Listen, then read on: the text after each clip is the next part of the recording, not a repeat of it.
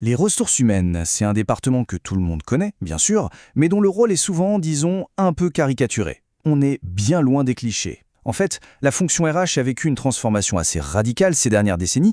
Allez, on plonge ensemble dans cette analyse pour voir à quoi elle ressemble vraiment aujourd'hui. Spontanément comme ça, si on dit RH, qu'est-ce qui vient en tête? Les premières images, les premiers mots, c'est quoi? C'est intéressant d'y penser une seconde.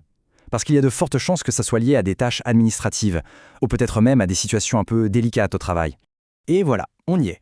La paperasse, les contrats, la paye, les entretiens, toutes ces choses sont bien sûr essentielles, on ne dit pas le contraire, mais ça donne une image un peu froide, très administrative, voire même disciplinaire. C'est une vision qui est vraiment restée ancrée dans l'imaginaire collectif. Mais et si cette perception n'était finalement qu'une toute petite partie de la réalité?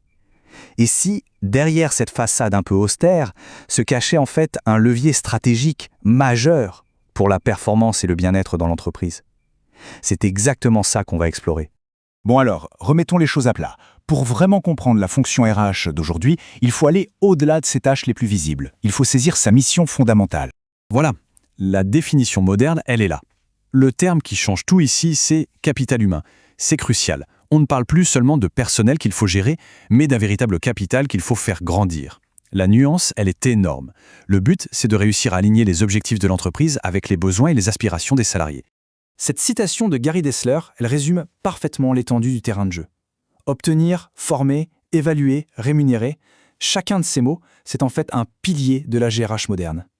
On est bien loin de la simple gestion des contrats et des fiches de paie, n'est-ce pas? Alors attention, ce rôle stratégique, il n'est pas apparu comme par magie. Non, c'est le résultat d'une longue évolution. Pour bien comprendre où on en est aujourd'hui, un petit retour en arrière, ça s'impose.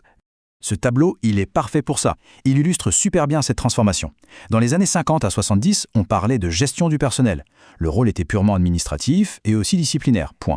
Ensuite, dans les années 80-90, le terme ressources humaines débarque. Et là, l'accent se déplace sur la gestion des compétences, des carrières. Et enfin, depuis les années 2000, on est rentré dans l'ère du capital humain. La fonction RH devient alors un vrai partenaire stratégique, un moteur de changement. D'accord, mais alors concrètement, que fait un service RH aujourd'hui? Eh bien, on peut regrouper ses actions en 5 grandes missions. C'est un peu le cœur de sa contribution à l'entreprise.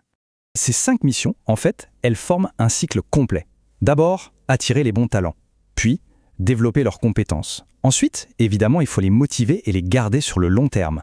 Le tout en garantissant un cadre de travail qui soit juste et légal. Et à la fin, l'objectif ultime, c'est de contribuer directement à la performance globale de l'organisation. Allez, regardons ça de plus près. Première mission, attirer. C'est la porte d'entrée en quelque sorte. Il ne s'agit pas juste de poster une annonce et d'attendre. Non, il faut bien définir le besoin en amont, chercher les profils là où ils sont et surtout, réussir leur intégration, ce qu'on appelle l'onboarding. C'est une étape absolument clé pour la suite. Une fois que le talent est là, il faut le faire grandir. C'est la deuxième mission. S'assurer que les collaborateurs ont les compétences qu'il faut pour aujourd'hui, bien sûr, mais aussi pour demain. Ça passe par la formation, évidemment, mais aussi par une gestion active des carrières, en encourageant la mobilité à l'intérieur même de l'entreprise. Troisième mission, et elle est cruciale, motiver et fidéliser. Parce qu'attirer et former, ça ne sert à rien si les gens partent. Il faut maintenir l'engagement. Comment?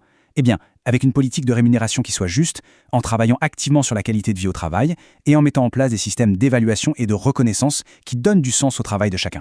Quatrième mission. On pourrait dire que c'est le socle de tout le reste. C'est le rôle un peu gardien du temple des RH. Gérer toute l'administration du personnel, veiller au respect scrupuleux des droits, maintenir un dialogue social sain, c'est ce qui garantit la stabilité et la cohésion. C'est fondamental. Et on arrive à la 5e et dernière mission, la plus stratégique. Ici, les RH ne sont plus une fonction isolée. Elles doivent aligner toutes leurs actions sur les grands objectifs de l'entreprise. Ça se traduit, par exemple, par la planification des effectifs à long terme ou une participation active à la définition de la stratégie globale. Donc si on résume, le rôle des RH a complètement basculé.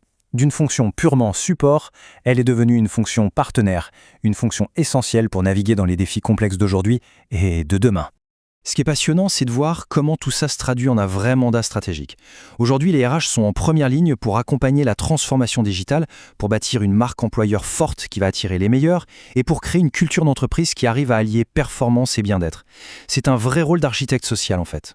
C'est clair que dans un monde du travail qui bouge sans arrêt, avec le digital, le télétravail, les nouvelles attentes des collaborateurs, eh bien ce rôle de partenaire stratégique n'a jamais été aussi important. Alors voilà, la prochaine fois que le sujet des ressources humaines viendra sur la table, on pourra peut-être voir au-delà de la simple paperasse. Et se poser la vraie question, est-ce que dans une organisation, la fonction RH est juste là pour administrer le présent ou est-ce qu'elle est en train de construire l'avenir? La question mérite d'être posée.